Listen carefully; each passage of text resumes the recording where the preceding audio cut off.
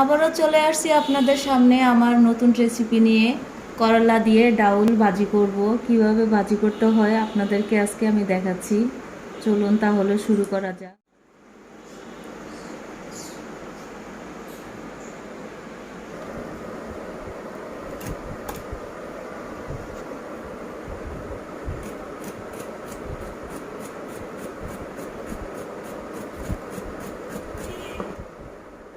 এইভাবে করলাটা আমি কেটে নিলাম।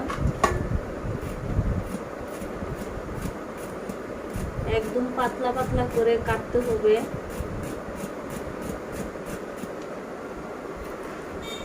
দুইটা টুকরো করে নিলাম এইভাবে।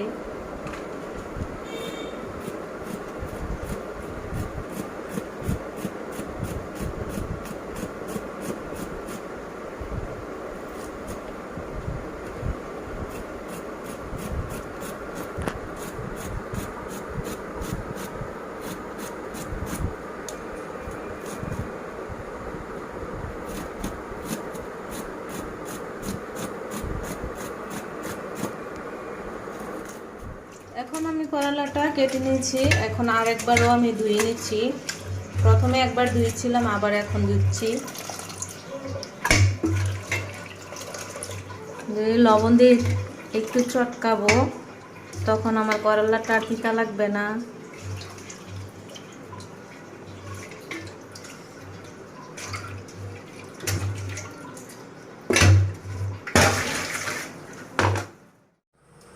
এখন আমি পেঁয়াজ, রসুন, কাঁচামরিচ দিয়ে দিলাম।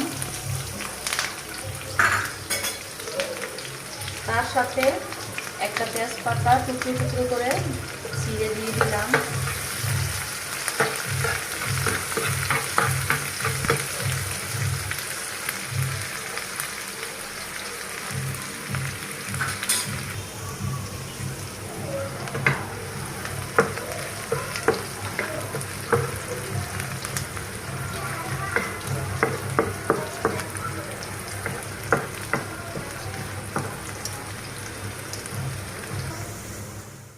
এখন আমি করলাটা দিয়ে দিলাম।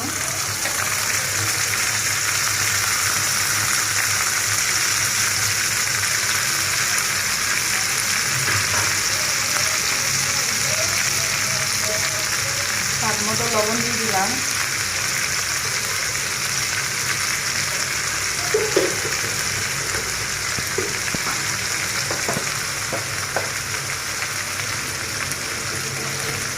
আধা চামচ হলুদের গুঁড়া দিয়ে দিলাম।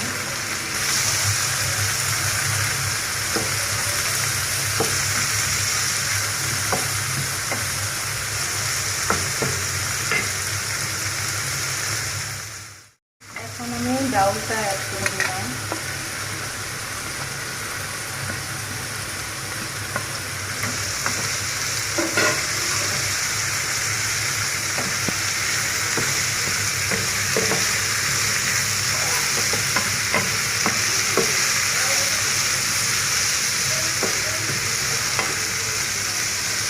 যারা আপনাদের ডায়াবেটিস আছে, এটা বেশি বেশি করে আপনারা বাসায় করে খাবেন, কারণ ডায়াবেটিসের রোগীদের জন্য অনেক উপকার।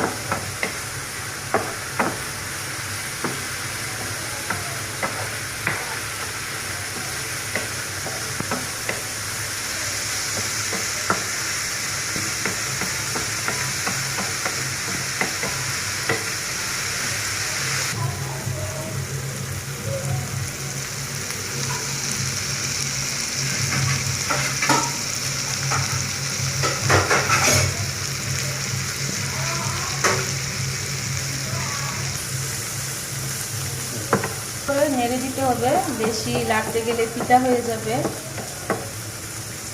কারণ এটা ডায়াবেটিসের রোগীরা অনেক পছন্দ করবে।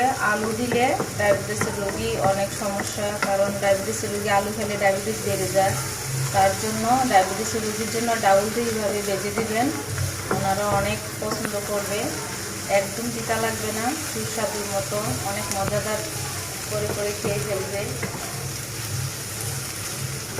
আমার করলা ভাজিটা হয়ে গেছে।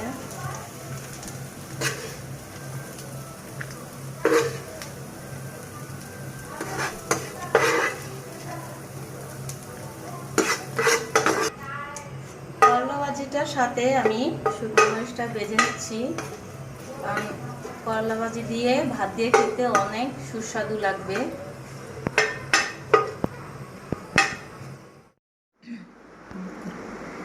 হয়ে গেল আজকে আমার করলা ভাজিটা। আমার রেসিপি যদি আপনাদের ভালো লাগে শেয়ার করবেন, লাইক দিবেন, সাবস্ক্রাইব করবেন। মজাদার প্রতিদিন রেসিপি নিয়ে আনার জন্য আপনারা আমার জন্য দোয়া করবেন। ভালো থাকেন। আসসালামু আলাইকুম। আল্লাহ হাফেজ।